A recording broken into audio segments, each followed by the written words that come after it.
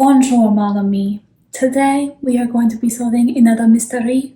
This time, Halloween Party by Agatha Christie. Please excuse my very bad imitation of Poirot's accent.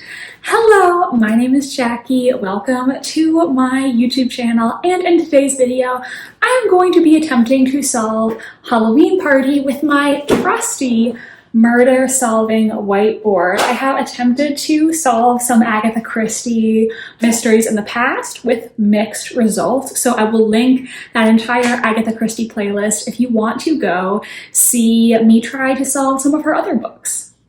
This month I'm attempting to solve Halloween Party because the upcoming film, A Haunting in Venice, is an adaptation of this book. I will admit, having seen the commercials and who the different actors are playing on IMDb, I really don't think it is much of an adaptation of Halloween Party. I'm assuming it's going to be a very loose adaptation, but that's besides the point. So basically, I wanted to read this before I go see the film, and I figured, why not try to see if I can solve it with all of you. I already read like 40% of this book, and that's because at the beginning of the book, a lot of names are dropped, and I wasn't really sure like who was actually going to be an important character in the book and who was not. As the title suggests, this book takes place at a Halloween party, or the murder takes place at a Halloween party, I should say.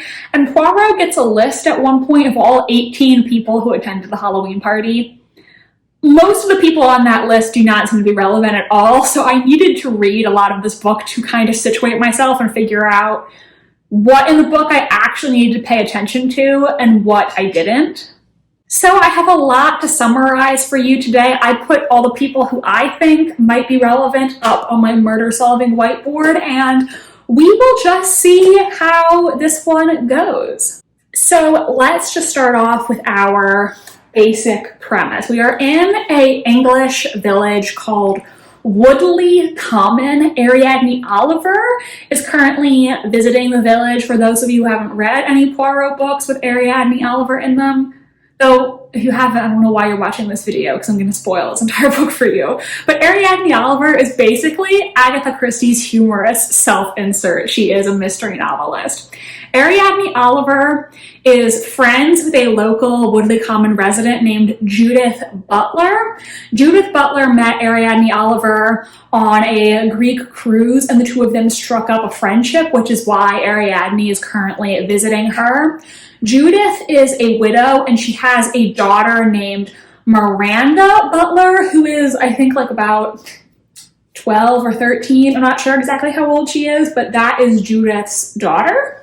It is Halloween time, and this woman named Rowena Drake, who lives in Woodleigh Common, is throwing a party at her house for all the children ages like 10 to 17 in the neighborhood. I don't think Rowena has any children herself, but she is sort of like the ringleader in town. Like, she kind of gives the vibes of a PTA mom, even though she's not a mom, you know. She arranges a lot of events and is just, you know, that type of woman, if you know what I mean.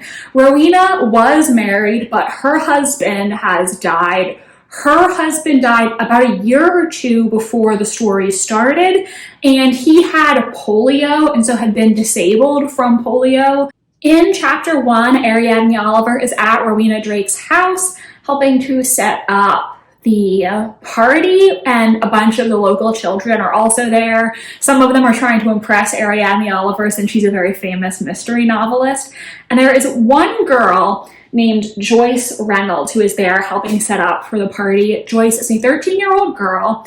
Joyce is asking a lot of questions. She's talking a lot, you know, she's very outspoken, kind of likes to be the center of attention. And while they are all getting ready for this party, Joyce says, "Hey everybody, did I ever tell you about the time I witnessed a murder?" Now, no one is really taking Joyce seriously when she says this. They're all like, "Yeah, right, Joyce, like you totally witnessed a murder, sure." But Joyce is saying, "No, I really did. It happened to me a long time ago when I was still a kid," you know, whatever that means, because she's 13 now, she's still a kid. "And I didn't realize it was a murder at the time, but in hindsight, I know that it was." When Joyce says this, no one really seems to be taking her seriously, but we then go through the events of the party, and when the party is wrapping up, nobody knows where Joyce is. What happened to Joyce? Did she walk home? Yeah. This is an Agatha Christie mystery. I think we all know where this is heading. Joyce is dead. They end up finding her dead in Rowena Drake's library.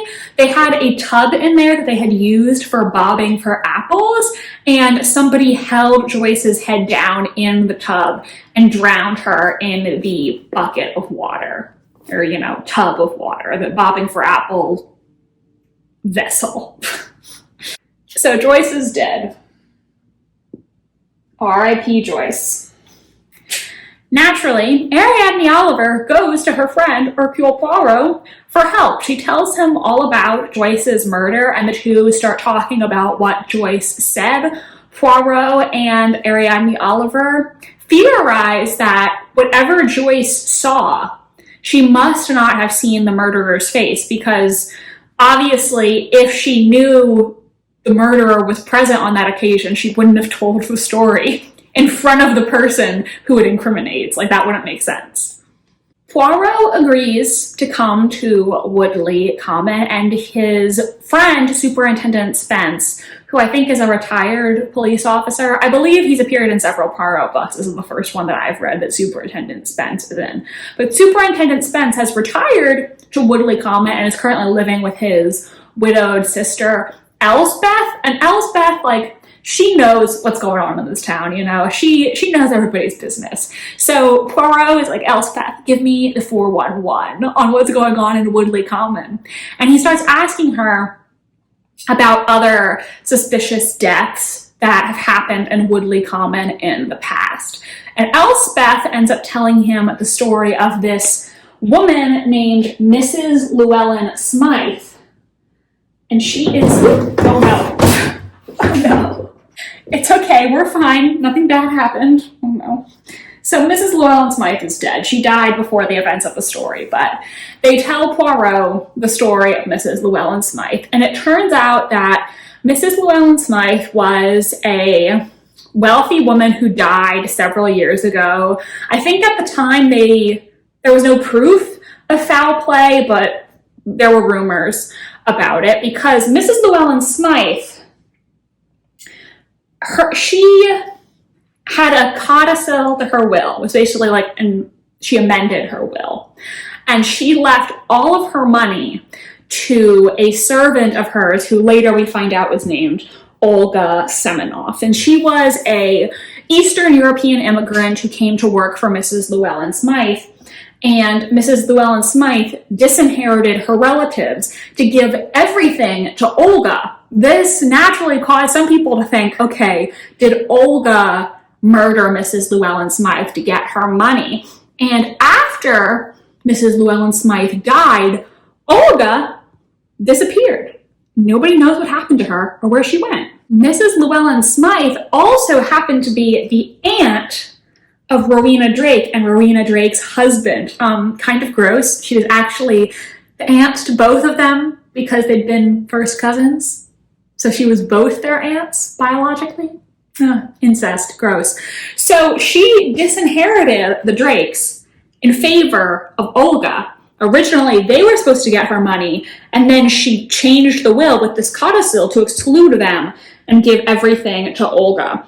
So people theorized that Olga may have had some undue influence on Mrs. Llewellyn Smythe or forged the will to get the money. Apparently, Mrs. Llewellyn Smythe used to have Olga write her letters for her and forge her signature to make it look like the letters were coming from her and not written by Olga. So people think that means Olga would have had a very easy time of faking Mrs. Llewellyn Smythe's handwriting. She'd been doing it for years. Poirot also finds out about a couple other cases of suspicious deaths that had happened in Woodleigh Common, and I'm not sure how relevant all these stories are going to be, so I'll basically tell them very quickly. The one that I think has the most potential to become relevant is the death of Leslie Ferrier. He was a lawyer, and he actually worked for Mr. Fullerton. And Mr. Fullerton worked at the law firm that served Mrs. Llewellyn Smythe. There's a potential connection there through Mr. Fullerton. But Leslie Ferrier had actually been accused of forgery before. And when he died, he was stabbed to death, supposedly because he was having an affair with a married woman. Supposedly. That's the story. Is that true? We don't know. Now, in Woodleigh Common, there is this school called the Elms that the children go to. And there are two teachers at the school. Miss Emlyn is the headmistress, and Miss Whitaker is just a teacher at the school. And one of the 4 cases is that of another female teacher at the Elms who died while she was out walking near Mrs. Llewellyn Smythe's house a few years ago. I also feel like there was another story they talked about, but I don't even remember what it was now. I need to go back to that part in the book. So Janet White was the name of the teacher who died, and they also tell Poirot the story of Charlotte Benfield, who was a 16-year-old shop assistant that died of multiple head injuries. 2 men that she had been dating were both suspected, but there was no proof. I don't know if that story is actually going to be relevant because I don't think Charlotte Benfield or her 2 suitors have been brought up since then, but I'm just telling you in case it's important later. So those are all the other suspicious deaths that have occurred in Woodleigh Common. Now, armed with this information, Poirot is ready to go out and talk to the people who were at this party. He goes to the Elms to talk to the teachers, and Miss Whitaker has something interesting to tell him. So apparently, at one point during the party, towards the end of the night, Miss Whitaker saw Mrs. Drake walking down the stairs carrying a flower vase. And at some point, Mrs. Drake stopped on the stairs, looked towards the library, and she appeared startled, which resulted in her dropping the vase and it breaking all over the floor. And so Miss Whitaker thinks perhaps Rowena Drake saw something relating to Joyce's murder because, remember, Joyce was found dead in the library, and that's where Mrs. Drake looked right before she seemingly got startled and dropped the vase all over the floor. Poirot also asked Miss Whitaker to please recount for him in detail everything that happened at the party and in what order. This is Poirot doing what Poirot does best, asking very specific questions for reasons that I personally do not understand. A lot of times he will ask people a pointed question, and I, the reader, will be like, Poirot, I have no idea how this is relevant to the investigation, but okay, I trust you. So here is the order of events at the party as recounted by Miss Whitaker. First, they had a broomstick decorating competition, a balloon contest, just general mild horseplay among the children. Then they go into great detail describing this looking glass trick. So I'm going to explain this to you because they bring it up multiple times, which makes me feel like it might be relevant. Basically, there's this old superstition apparently that if you look in a mirror, you'll see your future husband. So they basically set up a trick to entertain all the young girls at this party where they had local men or boys disguise themselves with fake beards or makeup and things like that to just make themselves look different. And then they somehow set it up so that when the girls would pick up the mirror, they would see one of the men in the mirror and think that it was a spirit illusion. And they just mentioned this a couple times, which is why I feel like it's important to mention. I don't know if this means that disguise is going to end up being important into the solution of the murder, but this whole thing about the looking glass is brought up a lot. After the looking glass trick, they had an obstacle race. This game called was it Snapdragon? No, Snapdragon was later. They had this grain where they had a sack of flour, and there was a coin on top of the flour, and the children had to like slice the flour without upsetting the coin. Then after that, they had dancing, supper, and finally the game of Snapdragon. Okay, so that was at the end of the night. And I believe it was during the time the children were playing Snapdragon that Miss Whittaker saw Mrs. Drake seemingly be startled. Miss Whittaker tells Poirot that the last time she saw Joyce was during the flower game. Then there's a chapter that talks a lot about Quarry House and the Quarry Garden, which was owned by Mrs. Llewellyn Smythe before her death. She basically built this very elaborate garden atop where a quarry used to be, and the man who she hired to do the landscaping for her garden was this man named Michael Garfield, and in her will she ended up leaving I think she left the house and the garden to Michael Garfield as sort of a thank you for designing this very elaborate garden for her. Poirot has a long conversation with Michael Garfield, and Poirot kind of reflects on how Michael Garfield is insanely attractive. So there's that. Poirot also has a conversation with Miranda Butler about Quarry House, and Miranda claims that before Quarry House was built, there was a girl who was found dead in the quarry, according to Miranda. I think I forgot to write this down in my notes, but this first section is basically Poirot talking to a lot of people, right? And at one point he goes talk to Joyce Reynolds' family. So I think her father is dead. So it's her mother, Mrs. Reynolds, her elder sister, Anne Reynolds, and her younger brother, Leopold Reynolds. And so Poirot goes and talks to the family about Joyce. And one thing that consistently comes up in every conversation Poirot has with members of like the Woodleigh common community is that Joyce was a bit, let's just say, fantastical.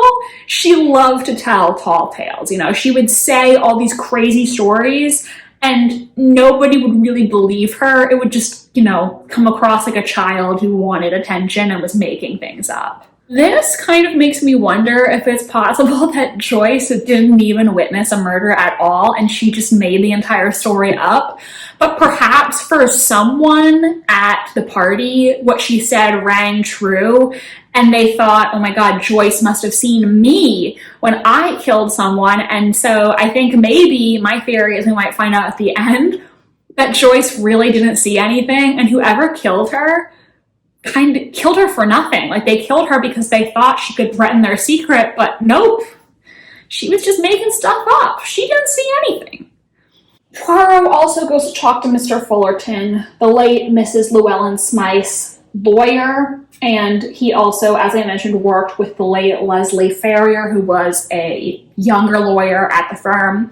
And we find out that apparently before Olga Semenoff seemingly skipped town, she had gone to talk to Mr. Fullerton about the will situation, and this is something that Mr. Fullerton does not tell Poirot.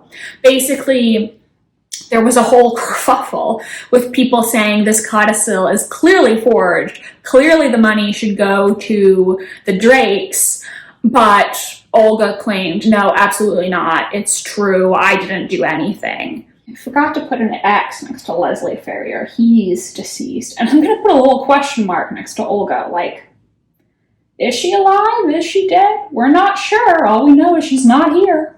So then Poirot goes to talk to Rowena Drake, and she claims that she did not see anything to spook her. She says that the vase just dropped out of my hand. I didn't see anything in the library. I don't know what Miss Whittaker is talking about. It was just an accident.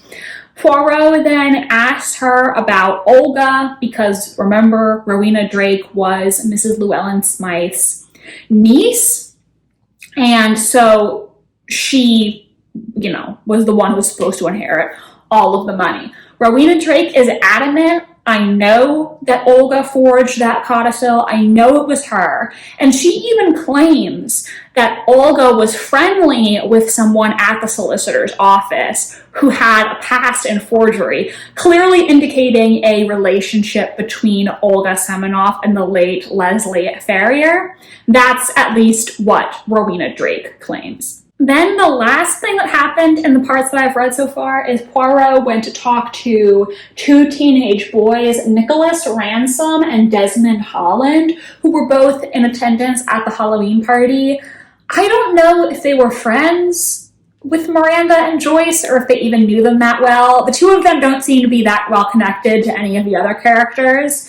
But we find out that the two of them had been some of the men and boys who disguised themselves for the mirror game. And so the two of them had put on a lot of disguises with fake hair and glasses and different props like that to make themselves look like different people.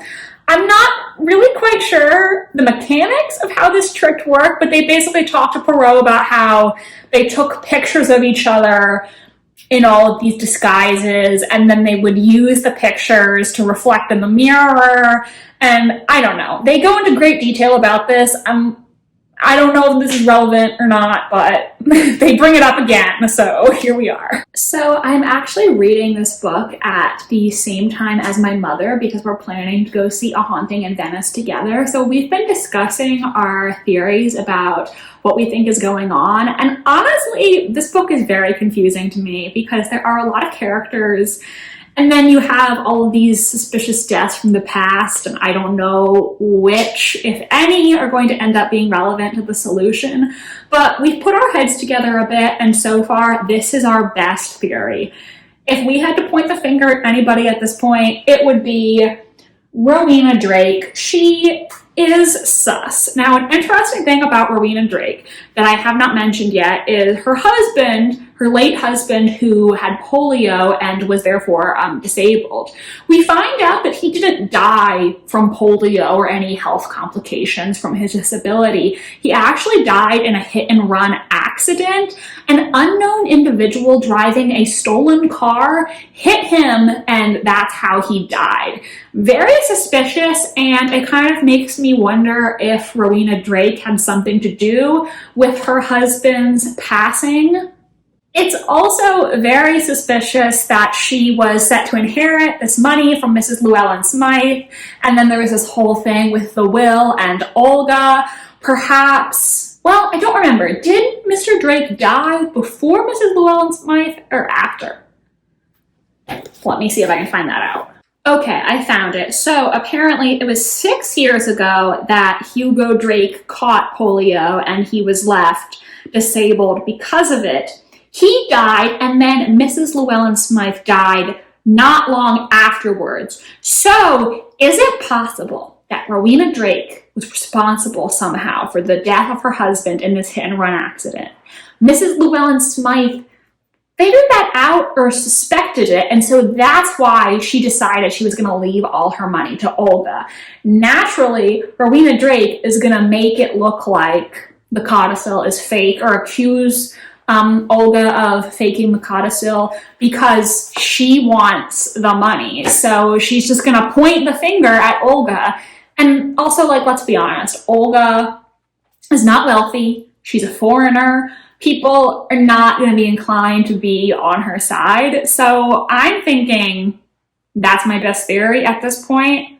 Did she murder Mrs. Llewellyn Smythe too, or was it natural? I don't know. Either way, this is our best theory at this point. And my mother made what I think is a truly excellent point. Rowena Drake dropped this flower vase, right? And what do you put in flower vases? Water. You gotta have water for your flowers. And naturally, that, if she dropped the vase, then she herself would get wet. Well, my mother theorized, what if she dropped this vase on purpose? Because she was already wet from drowning Joyce Reynolds, and she wanted to have a reasonable explanation for why she was wet. This makes so much sense to me, and I think it definitely points to Rowena Drake as the killer. The only thing is, I don't think Miss Whittaker referenced, I could be wrong, I don't think she said to Poirot, yeah, she dropped the vase and she got soaking wet. Which, like, I would feel kind of like a little bit like cheating to me if nobody mentioned, yeah, Rowena was really wet from dropping those flowers, but whatever. I think that explanation for the vase incident makes perfect sense. Right now, Rowena looking very suspicious. So that's everything that's happened so far. Right now, Rowena is our best guess for the killer, and I will be back to update you again once I've read some more. All right, a lot has happened, so time for another update on Halloween Party. First, Ariadne Oliver is approached by this woman named Mrs. Leaman, whatever. And Mrs. Leaman says that she wants Ariadne Oliver's advice on something. So apparently, years ago, Mrs. Leaman worked for Mrs. Llewellyn Smythe, the wealthy woman who died and had that whole contestation with her will. So apparently, Mrs. Leaman and another employee named Jim were asked to be witnesses to a codicil to Mrs. Llewellyn Smythe's will where she left everything to Olga. So it seems like she actually did want to leave her money to Olga. And Mrs. Leaman, she regrets that she never came forward to share this and doesn't really know what to do. Ariadne Oliver starts talking to Poirot about this, and Poirot gets in contact with the solicitor, and he determines that there are two codicils to the will. There was the real one, which Mrs. Leaman witnessed, and then the one that the lawyer has. Now, the one that the lawyer has, it does say that it was witnessed by Jim Jenkins, the same man who witnessed the will of Mrs. Leaman, but it lists as the second witness a woman named Mary Docherty, who was another servant, and she died before Mrs. Llewellyn Smythe did. As for Jim Jenkins, he's moved to Australia, so nobody is in contact with him. This implies that somebody forged this version of the codicil and intentionally put the names of two witnesses who could not be called forward to testify to its veracity or lack thereof. So that means there are now two versions of the codicil listing Olga Semenoff as the beneficiary. One that was real and we don't know what happened to it, and one that was clearly a forgery meant to basically discredit Olga. Poirot also asks Ariadne Oliver in this scene if she could potentially house two people in her London flat should the need arise, and Ariadne says yes, but Poirot does not clarify who are these two people that he's talking about. Next, Poirot is walking through the gardens at Quarry House when he sees Michael Garfield doing a sketch of Miranda Butler. Miranda tells Poirot that she has been looking for an old wishing well that used to be at Quarry House, but that Michael won't show her where it is. Supposedly, this well, according to Miranda, was boarded up because a girl called Kitty fell into it years ago and died. But Michael Garfield says that this is totally not true. She's just being fanciful. I believe Poirot in this scene was once again going on about how handsome and good-looking Michael Garfield is for some reason. Okay. Anyways, so Michael Garfield starts talking to Poirot, and he tells Poirot that he's been thinking about leaving town soon, but when he goes, he would like to remember Miranda. That's why he's doing this sketch of her. He also makes a comment, which was interesting to me, about having been to Greece before. And I don't know if you remember this, but at the very beginning of the book, we find out that Ariadne Oliver and Judith Butler, Miranda's mom, met when they were both going on a Greek cruise. So when he also mentions Greece, that immediately stuck out to me. However, I'm really not sure how that could potentially be relevant to the mystery. What's the connection between these two and Greece? Is there one, or did Agatha just reference the same country twice to trick me? I don't know. It immediately stood out to me that this country was mentioned in reference to both of these characters, but what, if any, relevance it has, I'm really not sure. Poirot returns to Superintendent Spence's house, and the superintendent is not there, but you know who is there? Rowena Drake. And she tells Poirot, "Poirot, I have terrible news. Leopold Reynolds was just found drowned in a local creek." Gonna put an X on Leopold Reynolds. He is now also dead. Rest in peace. Poor Mrs. Reynolds now has 2 dead children. That sucks. Now, it is my humble opinion that Rowena Drake is really laying it on thick in this scene, but we'll save my theories to the end of the section. So Rowena Drake tells Poirot that she was not entirely honest with him. She actually did see something the night at the party that made her drop that flower vase. According to Rowena, what she saw was Leopold standing in the library doorway with a queer look on his face. Initially, she feared this meant he'd killed Joyce, but now she actually thinks he must have known something about the murderer and been killed for it. Poirot then goes to talk to Miss Emlyn, the teacher at the local school. He says to Miss Emlyn that he thinks he knows who the killer is, and he thinks she knows it too. Poirot writes 4 words down on a piece of paper. It does not say what these 4 words are. Miss Emlyn says that she agrees with 2 of the words, but is not sure about the other 2. Poirot tells Miss Emlyn that he must go to London at once, but he asks her opinion on if he can trust the 2 boys, Nicholas Ransom and Desmond Holland. Miss Emlyn says yes, she thinks they are trustworthy. So that is it for that section. We're pretty close to the end, and let's just talk about my thoughts. I still I'm very sure that Rowena Drake is guilty. I think she definitely killed Joyce. I think she killed Leopold. I think she probably also killed her husband. Maybe she killed Mrs. Llewellyn-Smythe. We're not sure. Basically, I feel like it has to be Rowena at this point. I just think she clearly has the most connections to this subplot, you know?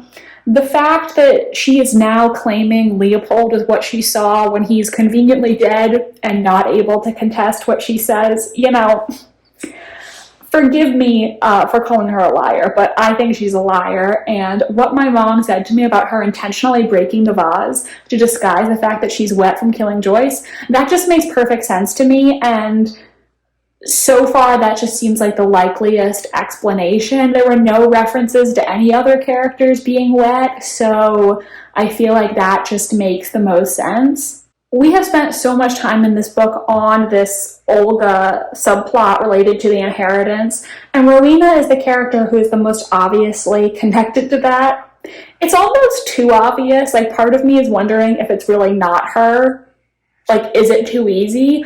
But also, I can't think of what motive any of these other characters would have for being involved in this situation, because like, I don't believe that Agatha is telling me this whole story about Olga and Mrs. Llewellyn-Smythe and Leslie Ferrier, the lawyer. I don't think she's telling me that just for no reason. So I guess it is entirely possible that maybe Rowena killed somebody but didn't kill Joyce. I guess that's possible, but I don't know. I just feel like it makes the most sense for her to be the murderer. Now, the thing that I said before is I thought that Rowena enlisted Leslie Ferrier to help her forge the will and then offed him so that he couldn't tell anyone. I said maybe the 2 of them were like carrying on or something, because it was mentioned by Rowena that Leslie Ferrier had some relationship with Olga, but I don't think Rowena is that trustworthy. Now, Michael Garfield has also mentioned that there is a connection between these 2, so that complicates things a little bit. So that either means that, yes, there really was a relationship between the 2 of them, or it means that Michael Garfield is covering for Rowena in some aspect, which I guess is possible, you know? Maybe he is her accomplice and the two of them got Leslie Ferrier and got him out of way. I don't know. I just think, like, why would Olga forge the will if the will benefited her?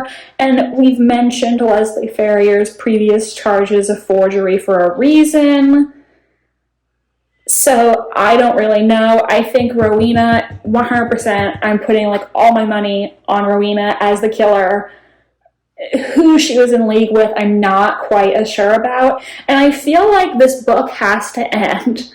You know, we spent so much time talking about Olga, and we don't know what happened to her, where she ended up. So I feel like either she's going to show up in the end with some piece of damning evidence against Rowena, or we're going to find out that, like, Rowena offed her or something, you know? Like, that's, like, we spent so much time talking about Olga, what happened to Olga. I feel like those are the only two possible resolutions to the storyline. So if I have to guess at this point, I think back in the day, Rowena killed her husband in that hit and run. I think Mrs. Llewellyn Smythe somehow found out about this, and that's why she wrote Rowena out of her will. Mrs. Llewellyn Smythe then died either after being killed by Rowena or from natural means. Maybe it was natural means because I'm kind of accusing Rowena of killing a lot of people, so maybe she just died naturally. I think Rowena then somehow got Leslie Ferrier to forge the new codicil after finding out that she was going to be cut out, and so she did something to get rid of the real codicil and created a fake one that could be easily disproven. Maybe Michael Garfield was in on this with her. Like, it's possible the two of them could have been in cahoots. Maybe, you know, she was going to pay him off if he kept her secret. Maybe the two of them were having an affair. Maybe he just found out about it much later, and so she said, okay, I'll pay you off if you keep my secret and leave town, and that's why he's leaving town now. You know, that's possible.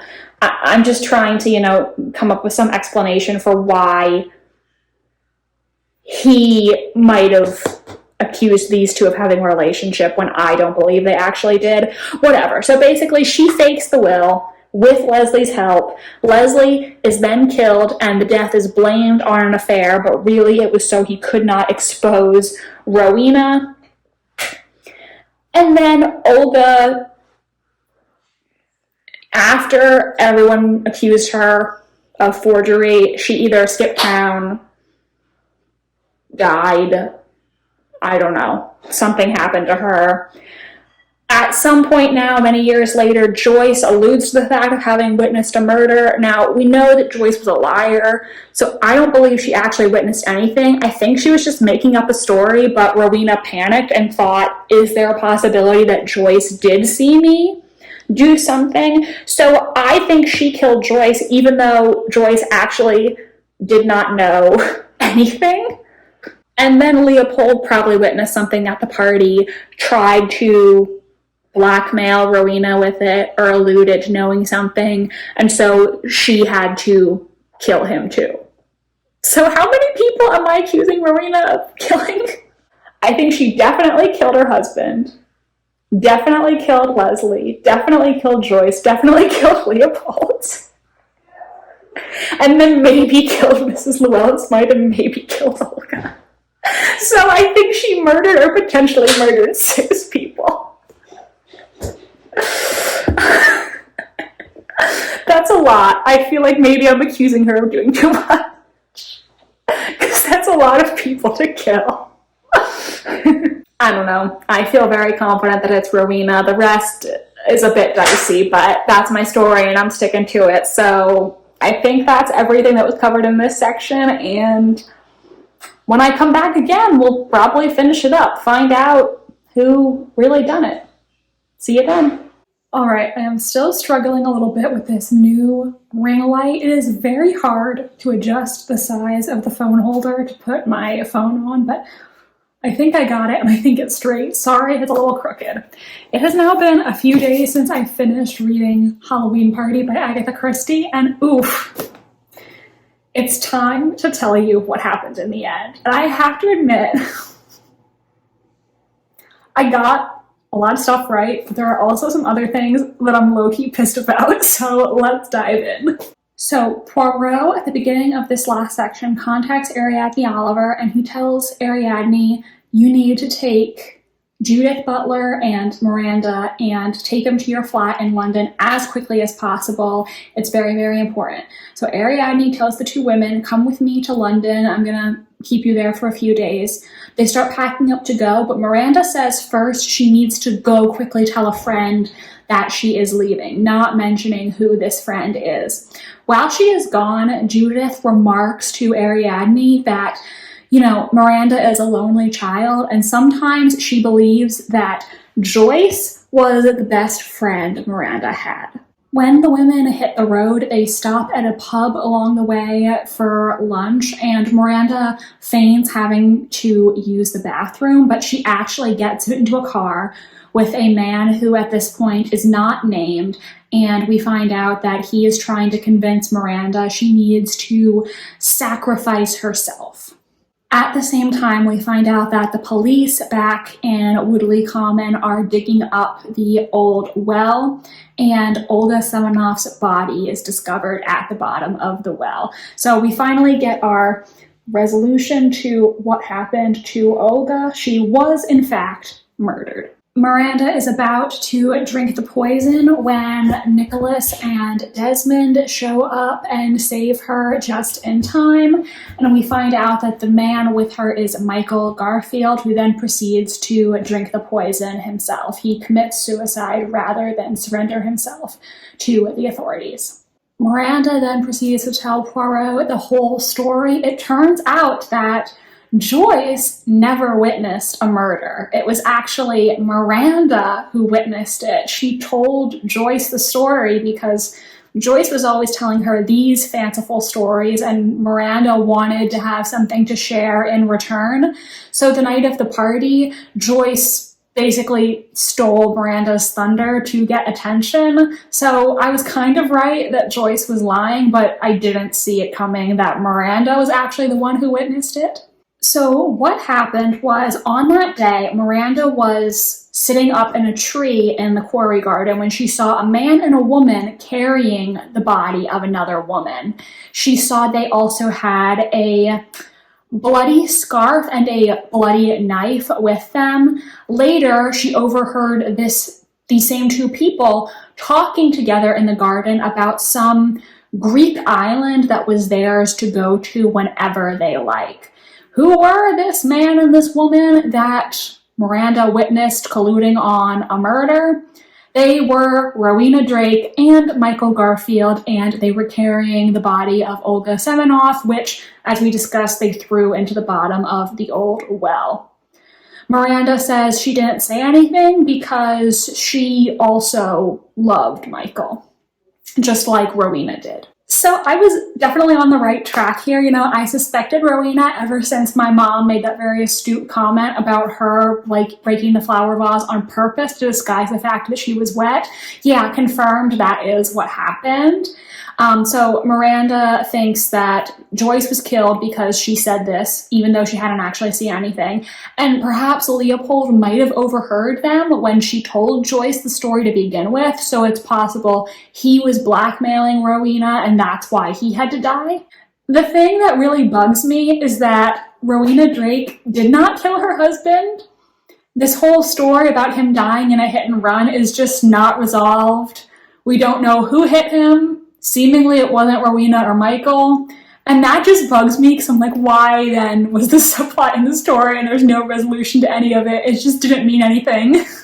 As for Mrs. Llewellyn Smythe, Poirot theorizes that she probably found out about the secret affair between Rowena and Michael Garfield.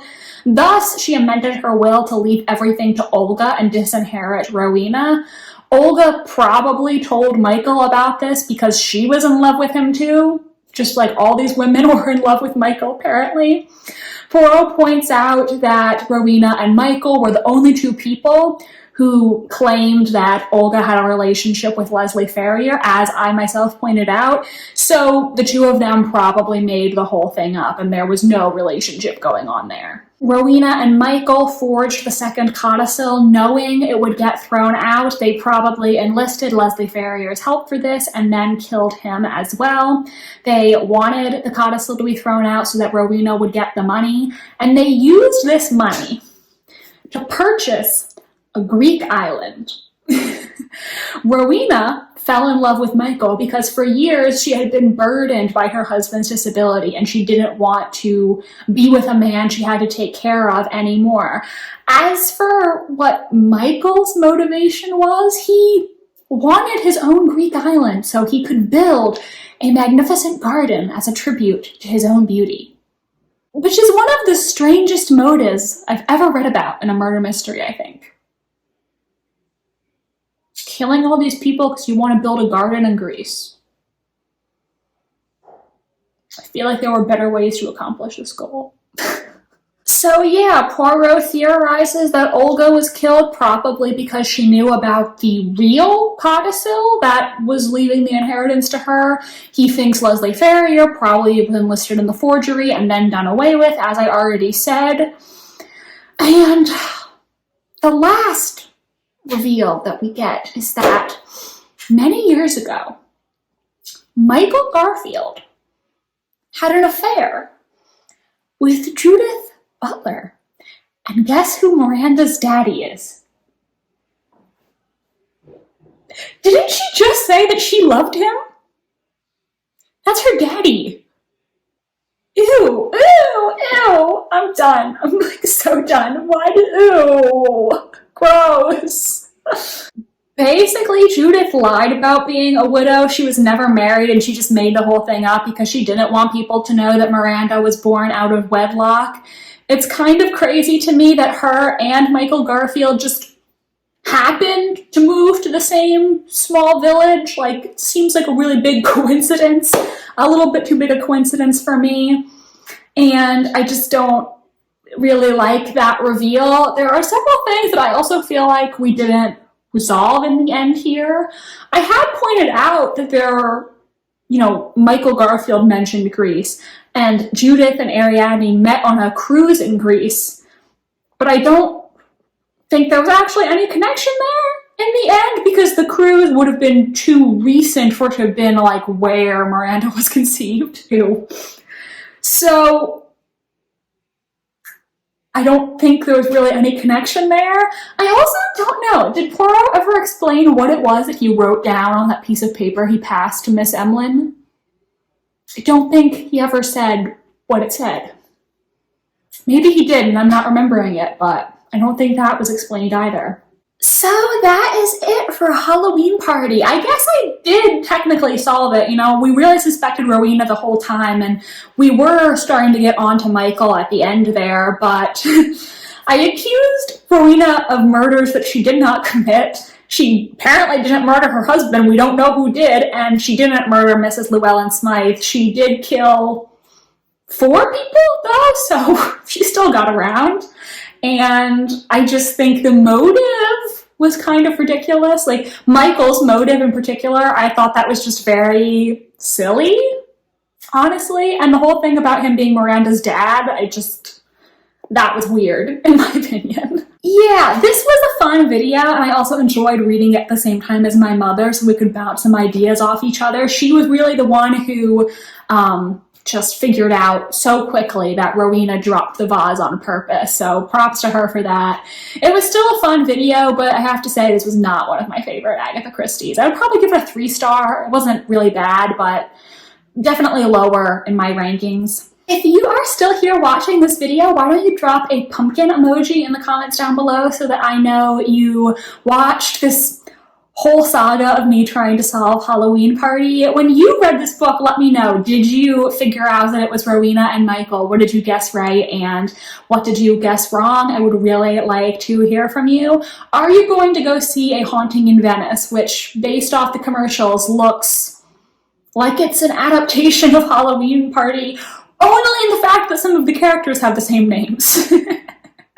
If you like this video, make sure to give it a big thumbs up. It really helps my channel with the YouTube algorithm, and please subscribe if you want to see it more from me. I post new videos every Wednesday and Sunday, and I will be trying to solve some more Agatha Christie mysteries in the future. I will link my playlist at the end so you can go watch the other trying to solve Agatha Christie videos that I have made. My social media links are down below if you want to follow me on Tumblr, Instagram, or be my friend on Goodreads. Thank you so much for watching, and I hope you have a thrilling rest of your day. Bye, and I'll see you next time.